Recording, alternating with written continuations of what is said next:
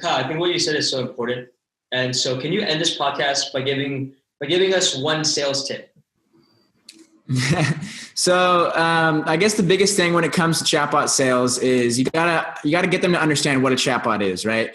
And a lot of people think that you need to be on a demo call in order to make this happen. You can't really do this in person. Either way, whether you're in person or on a demo call, the best tip that I can give you to kind of explain to someone the value of a chatbot is to either have built a chatbot in their space prior to the conversation, or have a competitor's chatbot that's in their industry up and available, and physically make them go, like watch them interact with the chatbot and kind of be there with them and walk them through interact with the chatbot. So then for sure that not only do they understand what a chatbot is, but then they start to get emotional and feel a sense of urgency because they just played with a chatbot that can do something for their business, because you're letting them play with one that is in their industry or that you've built specifically for a business like theirs. So it creates an emotional experience for them. Something that worked for us is, that's a great tip.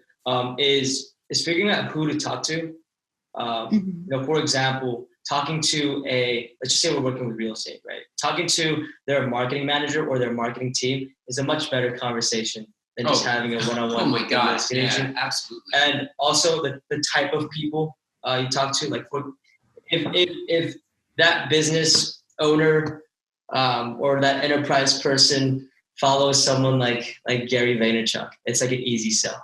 Right, because they're already primed to that type of that type of content.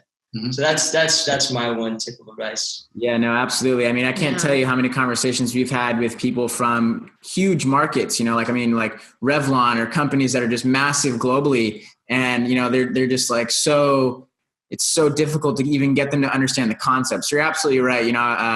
We talk about that in our course a lot, actually, like who's a good prospect, who's a bad prospect, stuff like that. So you're totally right with that. And when you get on the phone with a bad prospect, it can just be really difficult to try to, explain to them something that they're not even willing to learn in the first place. Right. And also in other businesses, they just have so many other options for their marketing and customer support needs. Like they have like inside sales teams, or they have this many different types of SMS messaging campaigns or follow-up campaigns. So I think that's very important as well. Yeah.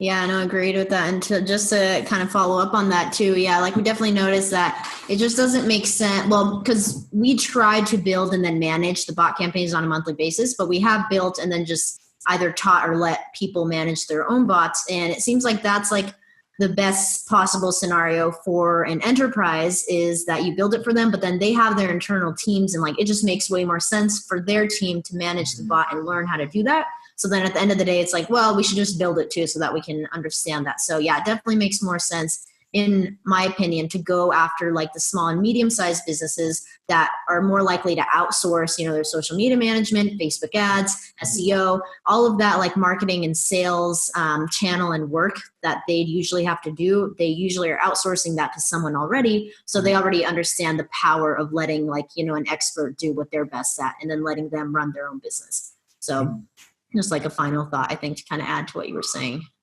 Absolutely. Anything else, Ivan? Love this conversation. That's it. It was awesome.